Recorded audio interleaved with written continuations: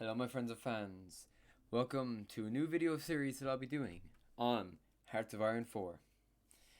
For this series we'll be using the Ireland Expanded mod on Hearts of Iron 4 to play as Ireland through the Second World War. We will see what we can do and we can see how well we can fare. Now, I am not the best at this game, so we will be playing easier difficulty and not as many glorious strategies as you may see on other YouTube channels, but I think it'll be fun to see what this mod has to offer, see what we can get out of it, see how many different paths we can go down, and see how much hell and craziness we can experience throughout this entire experience. For this playthrough, we'll be using a number of different mods. First off, we'll be using Real Terrain Picture. I find this mod just better than vanilla. It displays things better. I just enjoyed it a bit more. Player-led conferences. If we don't have this mod, then I'm not going to guess anything in terms of when I capture country or annex country. It's just going to be... I'm going to get nothing. So I need that to invade places. Ireland Expanded, of course. It'd be fun to see what it has to offer. And FPS map. I don't really need it for this computer, but I do like the map a little bit better with it. I feel like it's a little bit easier on the eye, a little bit easier to see and understand. And lastly, dynamic states and cities rename, mainly because it names Irish places in Irish, and I quite like that. So, without further ado, let's begin. So, here we are on the selection screen. I don't want to preface before we start this playthrough that I only have the Man in the Guns DLC at the moment, along with all the starter ones you get with the basic game. And that's all I'll be running throughout this. But, to go over some Irish information, just before we start, our leader is Emil de Valera. That's this man right here. Not a very nice man in real life, but he was our leader after we got independence in 1922. Either way, we've got our ideology, which is democratic. Our government is also a democratic regime. Next elections will be January 1937, and our ruling party is Fianna Fáil, which is one of the three major parties of today: Fianna Fáil, Fine Gael, and Sinn Féin. And also, currently, as of 2022, the Green Party as well. So, we're going to have the Anglo-Irish Trade War. The Anglo-Irish Trade War is simply just England was angry that we got independence and were making it very difficult for us to do anything with trade and was forcing us to only trade with them.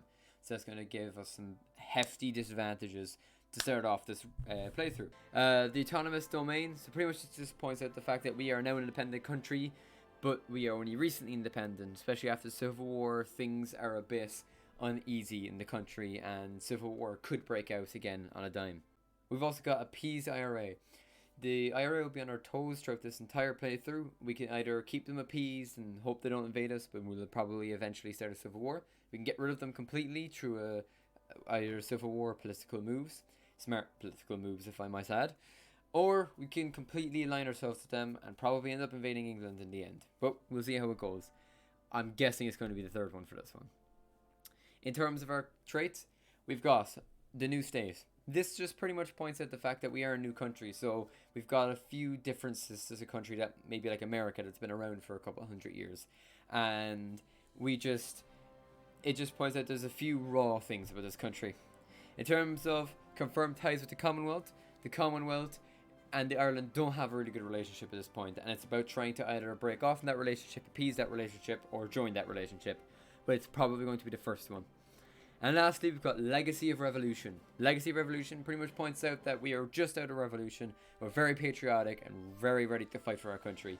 So it'll be decently easy to get our population ready for a fight. So, with that being said, if you'd like to pause and read the brief history right here, you feel free to. But I already know it all. So, without further ado, I think it's time to begin. As I said, we'll be running civilian difficulty in this, just because it'll be a little bit easier.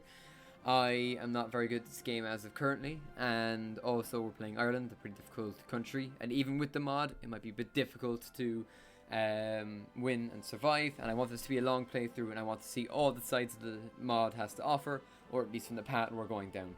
So, I'm going to be doing civilian with non-Iron Man mode on, just so I can go back and we can get the most out of this playthrough in total. So, I think with that being said, it's time to start. Right. So immediately, I'm seeing very Irish names. Ballal Clia is the Irish for Dublin. Lachaman is the Irish for Wicklow, if I'm not mistaken. Corkig is Cork. Limerick is Limerick. And Galliv is Galway. Sligo is Sligo.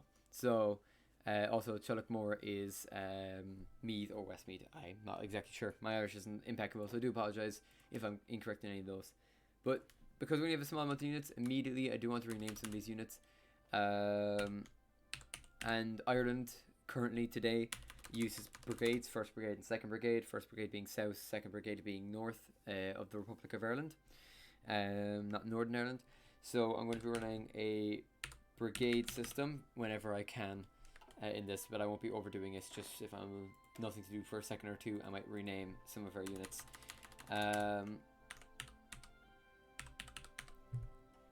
So I'm just going to rename them after where they kind of come from. Also, Tom Barry, which is going to be our main infantry leader throughout this entire thing, is also from Cork as well. He fought in the Irish part of the War of Independence. So it'd be pretty cool that we have a Cork Brigade and a Wicklow Brigade, as this kind of suits it. I'll leave the rest of them to it. Parnell. You also have Army High Command and the Armoured Car Corps. I'm not going to be getting any more Armoured Cars anytime soon, so I think those fit perfectly for us now. Also, I like the Ellie. It's pretty cool. Castlebar. So, as long as Eamon de Valera is in power, we will be doing more industrial focused researches. Main reason is because that's kind of why he went for. He went for more farming and Catholic Church, but I definitely think in this we can't really do that, so we'll be going for industry. We've got an amazing tech tree to run through. We've got a lovely Irish economic section, mechanized farming reform. It's very De Valera in what he did.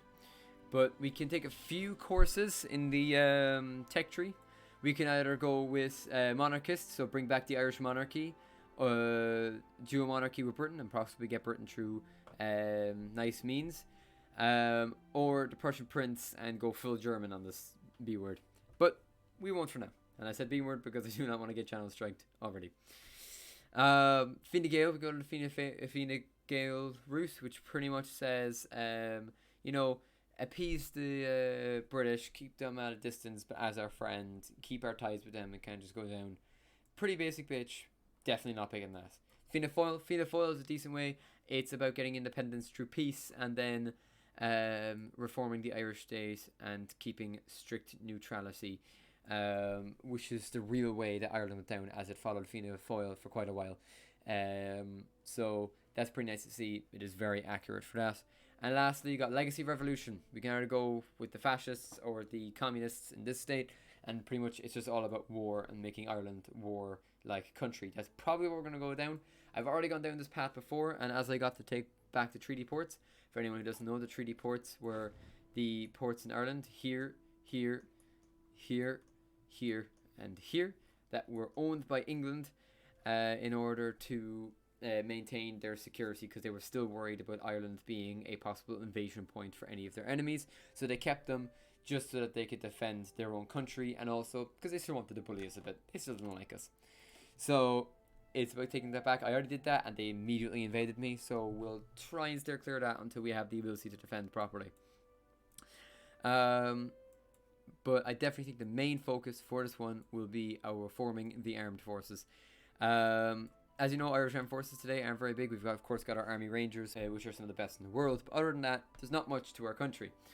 So in this, we get the chance to be able to make a large army. We can either go with the People's Army, make patriotic movement, and do a bunch of really big army and focus on strength. Or we can alternatively take a professional army route, which is the way they really went in real life, and focus on a more centralized, smaller army. But I think you know which one we'll be going down. So you got the Air Corps, the Unarmed Corps, the Unterm, and then I do not know how to pronounce that. I do apologise to any Irish speakers watching, but that is our navy. And lastly, we can fortify Ireland, fortify the Shannon, which is one of the biggest rivers in Ireland, and also make a citadel either in Belfast, Dublin, or Cork. I think I'm probably going to go with Dublin, even though I prefer Cork, because I'm from there. Cork, real capital. Anyway, But Dublin is our capital, so we're probably going to have to fortify that just for safety reasons. And we'll have the Defence Corps then set up. So, with that being said, that looks pretty nice. We're probably going fascist this game. I would like to see Orno Duffy in charge, because screw De Valera. And we'll also immediately have to start appeasing the IRA and align ourselves with them, hopefully. So, in terms of our industry, we don't got any industry. So we're going to have to set it up and start producing better industry and wait for more stuff to open up to start producing military factories. Because at the moment we're only getting infantry equipment and that won't be enough to supply our armoured car corps. But with that being said, I think it's time to begin. We're running ×5 speed for most of this since we are not a big country. There is not much to do. So without further ado, I think it is time to begin this playthrough officially. Alright, so immediately I'm going to move some troops up to the border just to keep it safe. Army High Command can remain in Ballyaclia, while the Wicklow Brigade can move up and the Corkick Brigade can also move up. We're just going to secure the border and make sure that they can't take any of us. I don't trust the British one bit. Also, I do appreciate the fact it's called Derry and not Londonderry. That makes me happy. But it would be kind of cool if it was called Derry and in Londonderry, invade it and it becomes Derry then. We're already ending the trade war. I'm going to be doing kind of De Valera style things throughout this until we get to the fascist side of things.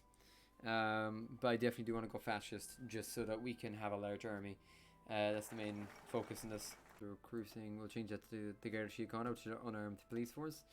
We'll change that to the ace, which the spade, which the club, which kind of looks like a shamrock. And then we will also, I think, train one unit in Cork. Down in Cork. Ooh, so immediately we've got, people are flocking to the IRA. The IRA has begun a large recruitment drive among various opposition groups, both inside and outside of mainstream politics, attracting both radical and moderate opponents of the government alike. The organization has both grown stronger and become more assertive in its position to the state. That's not good. So, how about we appease them a bit? So let's pardon IRA soldiers, honor the IRA dead, and I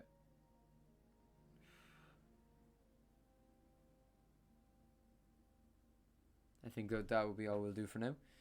I think negotiate the coal cattle pact. The coal cattle pact, the best way to describe it is England isn't letting us sell our cattle to the rest of the world, only to them, our cows, and we're running short in coal. So if we just say to England, hey look, we'll buy your coal if you let us sell our cattle, they'll probably accept that, and then we'll have a lot more money and coal.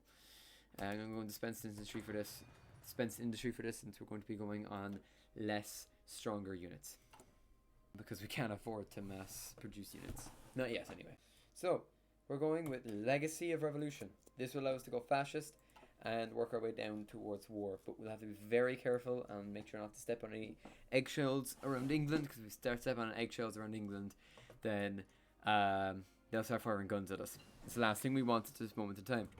So the IRA goes closer to the state. As soon as we get to here. So the IRA goes closer to the state. We've recently noticed a significant increase in pro-government feelings rising amongst the ranks of the IRA, with increased desire to cooperate with the government in establishing a republic free of British influence. So they're more loyal. They're not weaker, but they're more loyal, which is good. We don't want to weaken them. We want to make them stronger and more loyal, so that they can be a larger army when we do align ourselves with them. So, an opportune moment.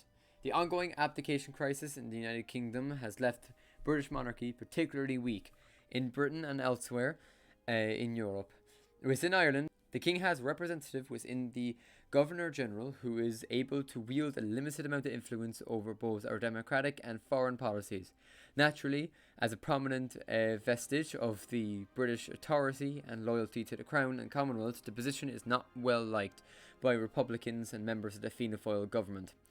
They have suggested that this crisis in the British monarchy is the perfect opportunity we need to do away with the un-Irish oaths of loyalty to the king and the influence of the government, the Governor General. Though more moderate politicians have already decreed following such an action. So pretty much what they're saying, let's get rid of all British influence, or at least a major British influence, and it is totally worth the effort. Right, next we're going to go with the corporate party. IRA becomes loyal. The IRA has become relatively close to the state and has proven itself willing to cooperate with us on a number of minor issues. That being said, they are still somewhat reluctant to hand over complete authority to the state and keep us at arm's reach. The United Kingdom accepts the Coal Castle Pact. So, our negotiators have returned to Dublin successful as their British counterparts have agreed to the Coal Castle Pact, paving the way for us to begin lowering tariffs and weaken the negative effects of the economic war. That's good. We can start doing away with the Anglo-Irish economic war. Ah yes, the games have concluded. I don't think Ireland was involved in those at all. So, the corporate party has been finished. Okay, so the IRA has begun a large recruitment drive among various opposition groups, both inside and outside the mainstream policies. Oh god, same thing. Well, let's appease them, shall we? Alright, so let's use the IRA against political opponents. A little bit of corruption there, but that means they'll be stronger. We're going to build them up a small bit here. So, court the IRA. So what we're doing at the moment is we're just trying to convince the IRA maybe Fianna Fáil isn't the best leader of the country, and maybe fascism might be pretty cool. You know, fascism is always cool, right? Quote Hitler, 1936. I think it's time we organise our commanders. So let's get Tom Barry, the Corkman. Hey, IRA empowered. The IRA drawing closer to the state than they ever have before. They have started to undertake a small number of official duties alongside the Garda Síochána. We now enjoy a close cooperation with them and a great amount of loyalty. Excellent. So we've got vast amounts of political power gain and big boosts to our economy and everything. As you can see, all the positives that come with that listed next to the decision. Align ourselves with the IRA.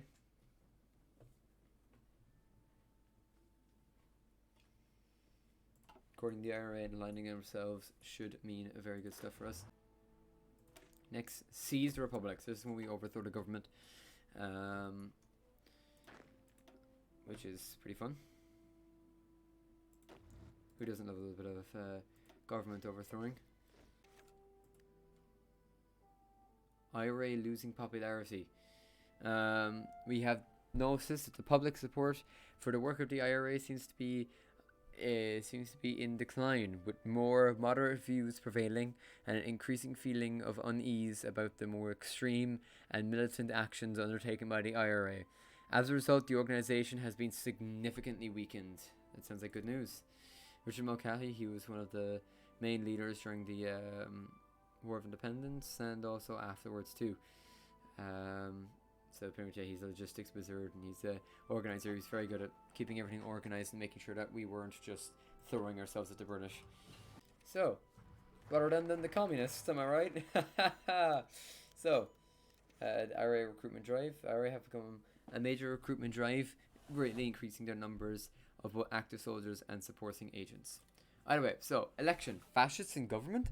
An aggressively nationalist sentiment has grown in Irish Free State, giving rise to several parties promoting fascist ideals, a state of enforcing its power through force. One of these in particular has won favour in the current election, leading to discussions within the Fianna Fáil party about whether or not we should try to cooperate with them in forming a government.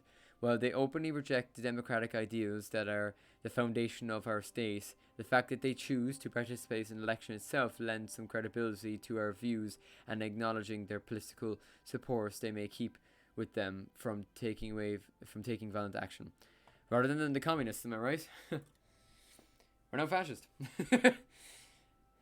Welcome to fascist Ireland. Global Brigade and the Armoured Car Regiments armored car corps into the capital, just to ensure that we're safe. So, IRA insurgents seized the government in Ireland.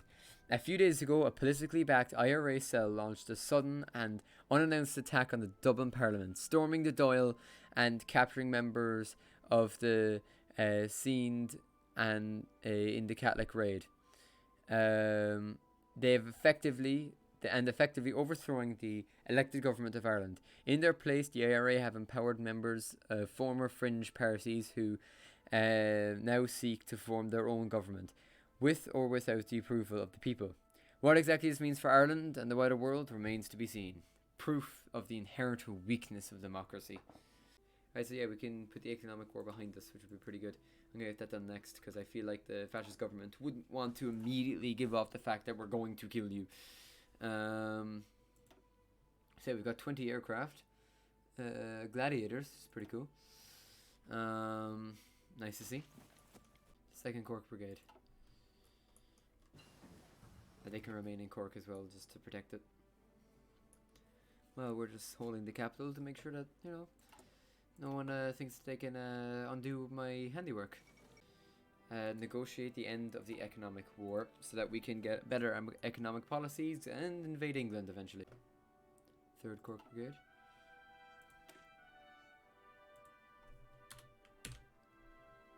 We've transferred to Ballyaclea now. Right, so end of the Anglo-Irish Trade War. With the Confirmation of Agreements Act signed into being by the British Parliament, the Anglo-Irish Trade War has officially ended, and our trading companies are once more free to import and export goods across the Celtic Sea, with all tariffs being lifted by both sides. Alright, so they still don't like us. Fuck you, Neville Chamberlain. So if you want to pause that and read it out, you can. I actually think I'll read it out now, to be honest. End of the Anglo-Irish Trade War. Earlier this week, British and Irish officials came to an agreement in Westminster. They closed it anyway. I wonder where that paper went. It must have blown away in the wind. Oh god. If we fight the US, it's not going to be good for us. Germany quite likes us. Oh, we could join the faction with Hitler. But I feel like that would not result in good things for us right now. I think Ireland needs to just be a fascist country off to the side. And not actually provoke England just yet. I want to ban communism anyway. And also just make, Fianna Fáil's losing popularity, while the PNC, the Party Nasciúnta Compraíoch, is winning. I want to add, let me make these guys out here so you can look at the uniforms. I really like the uniforms. It's got the Irish Army at this time. We've got the boots, the pants. The pants were like German officer pants, so they were a bit blown out to the sides. But that's alright. You've also got the German First World War style gear, kind of like with a bit of British gear there too. With the British, the Enfield rifle, and the Irish Stahlhelm, German helmet with the small little patch in the front there, with a metal patch on the front that was banged into the helmet. That is the Oil Vig on Erin, the Irish Defence Forces badge they still use to this day. So that's pretty cool to see. Alright, let's get some Air Corps here now. Let's also begin training some of our forces too. I'll train anyone who doesn't need fuel. We're yet to still pump up the conscription. I'm not going to go service by requirement, but I am going to go extensive conscription throughout this playthrough, because I feel like anything higher than extensive conscription is just too much on our economy and our country. Someday, soon enough. We're also going to start doing tanks too. Also like the fact that it actually has the tanks that Ireland was interested in, which is pretty cool. Right, and then extensive conscription. It's perfect. We can get more people in the military now.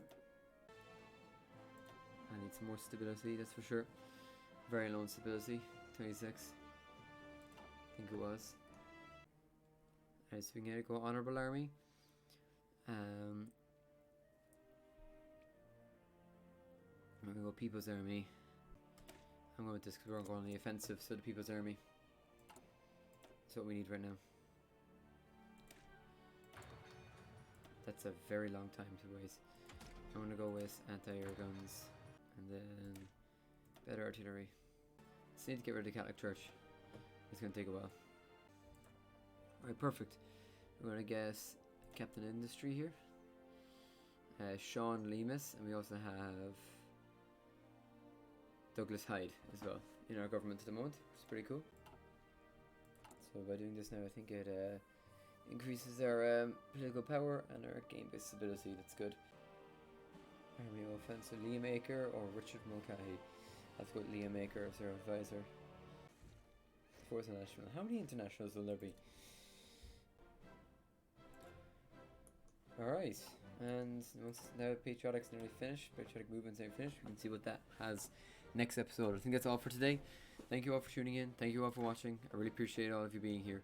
And in the next episode, we'll see how well Ireland can fare against the rest of England, and hopefully go to war with them by then, and see what other research we can put into the country. So, that being said, thank you all so much for watching. I'll see you all in the next episode, and I'll talk to you next time. See ya.